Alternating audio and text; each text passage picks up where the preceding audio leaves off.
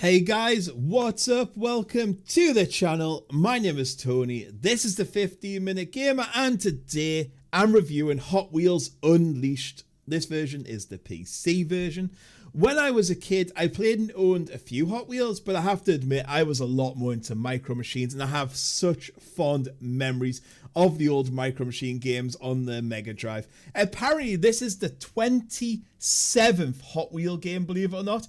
So how does this latest one stack up and does it bring anything new to the arcade racing genre? Hot Wheels Unleashed is out now on Xbox, PlayStation, PC and Nintendo Switch for around $30 or about 26 quid depending where you shop. Before we start though, don't forget to hit that subscribe button, tap the notification bell, smash that like button and comment below to let me know what you think. Right, without further ado, let's get straight on with it.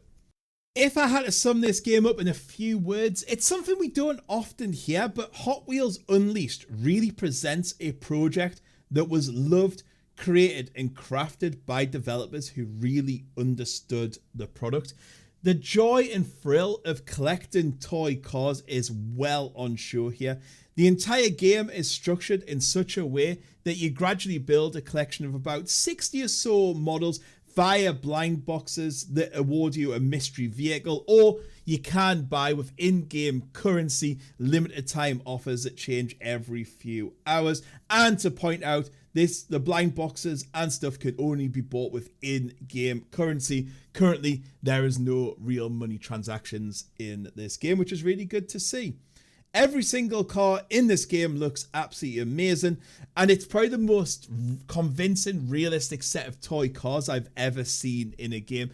Everything from the thickness of the paint, the shimmer of the metallic paint as it goes across the camera, to the see-through plastic that looks exactly like see-through plastic. In its own way, I must admit this is probably one of the most beautiful games I've ever seen. When you zoom the camera into the interior of the car, if it has it, it reveals the matte grey plastic of what you'd expect to see in an actual Hot Wheels car. The wheel's just a solid disc stuck to a steering column. When you finish the race, you'll see little scratches and marks on your car, which again is just such a beautiful touch, and that pure attention to detail should be applauded. It's not just the cars that look impressive, but also the tracks. The detail and features are perfect and really give you that feel of being a small car driving around a large location. The lighting in certain areas and track reflections might be some of the best around. They really use that Unreal Engine to its max potential. There was one moment on a skyscraper course when you sort of jump outside, and I kind of sat back and went, wow, the graphics and lighting when I went there. I also then just immediately crashed into a wall, so always remember to concentrate.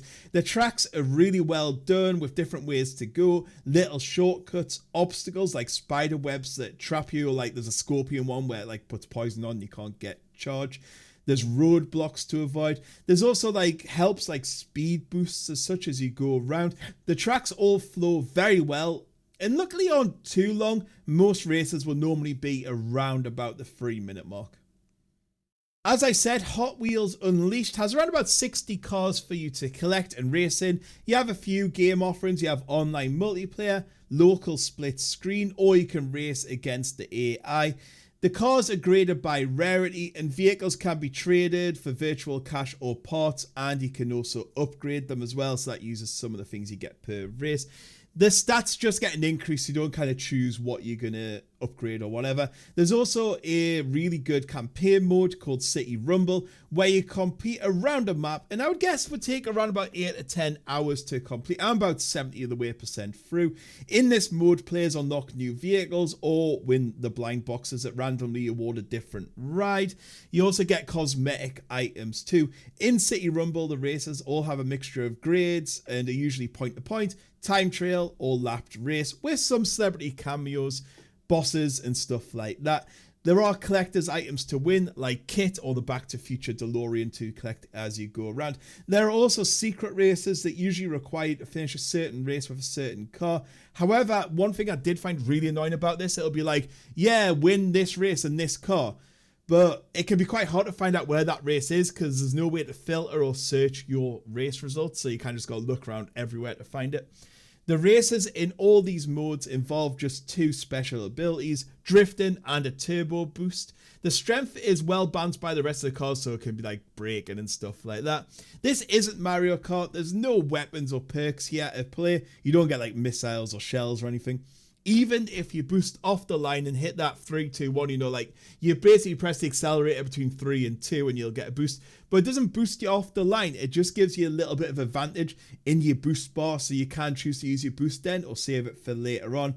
I know this is going to sound weird to say, but the races boil down to one thing, and that's by you being the fastest. It's not what happens to your car or someone else's that's going to impact on the win. Contact happens a lot in this game just due to the fast nature of the racing. However, because of the speed and the changes in direction are so quick, the tactical collisions aren't typically a core part of the gameplay. You won't really get a chance to punt a car off at the final lap to get your victory.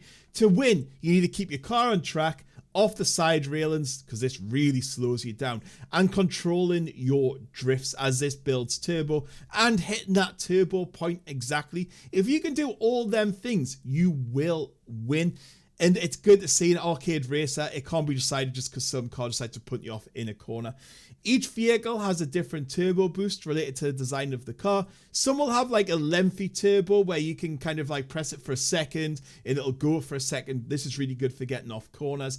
And then some will have like kind of a full boost where you have maybe 3 or 4. You press it and it drains the full boost. I prefer the ones with the full boost generally because I feel like I get a lot more speed. For a game that's sort of covering toy cars, executing the drift is really simple, but it's really hard to maintain and learn. You really have to control it and do it at the right time. And once you get that practice and that execution right, it really gives the perfect drift a large amount of satisfaction. It's so good to do, like when you just slide in perfectly round a corner. Of course, course knowledge is also really important. It's really handy to know where the corner is going to go, which bits you can speed up on and which bits are best to slow down. Describing the physics in this game is actually quite tough without someone playing it because it might look childish, but it's actually not. It's really good. The cars feel like they're not just stuck to the track. You actually feel like you're a car on a track, and I really like that. Nothing feels locked to that surface. There's jumps and stuff, and a bad jump landing can send you just tumbling or into a barrier, or you might crash off, or you might go in the air then just sort of crash off the circuit. So the physics are really, really good. The racing is really fair as well. So even if you miss a turning or crash, I never really fell out of the race. Rubber banding isn't too intrusive either. So you never feel like the game has been unfair to you. Most arcade games usually get this wrong, and even a small crash will have you reaching for the reset button. However, in Hot Wheels, I always felt like I might be able to catch up. As for the AI, they are tough competitors. However, I would say it does matter depend on your car, as I found it really hard on medium to win a race at the beginning until I got my dragon car. Then I just found it really easy until I moved on up the map. Hot Wheels Unleashed always kind of left me feeling there was enough room for me to counteract the AI with boosting and turbochargers all on my own. I found boosting ahead of the pack at the start was usually the best bet for me. Get that early lead. If you get mid-pack, it can be tough, as the AI, of course, will just be crashing around you, bashing into you, and you can't get past them. AI will always give you a good race. Usually winning on the final couple of sections of a race isn't uncommon, which I really like because it leaves it so exciting. Again, something some arcade games get wrong. You'll just be out the front and nobody around you for half the race.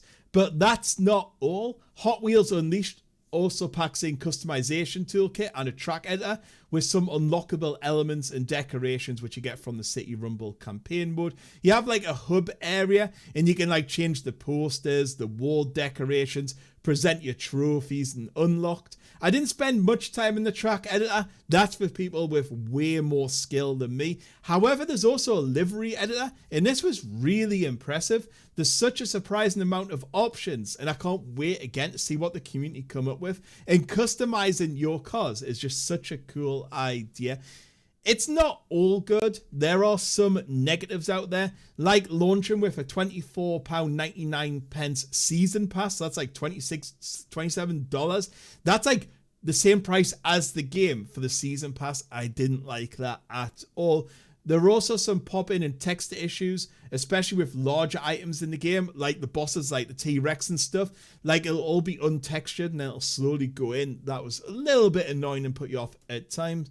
Sometimes the physics can be off as well. You can seemingly tip over or spin wildly, or even like hit the barrier and just stop for no real reason. Like, you've hit that barrier before and it's been fine. That was a little bit annoying. I also think there should be a bit more real world movement in the levels, like maybe something like bowling balls if you're in a bowling alley, or like snooker balls on a snooker table. There should be things happening around you, and I don't just mean hazards, but I never felt like the world was alive outside the track. I want to see a bit more movement there. Like, you know, there's a skate park. I want to see skateboards moving around or something like that. I think Racers could also do with something a little more, like maybe certain things like you can't boost, or if you crash you're out, or you can only use a certain type of car.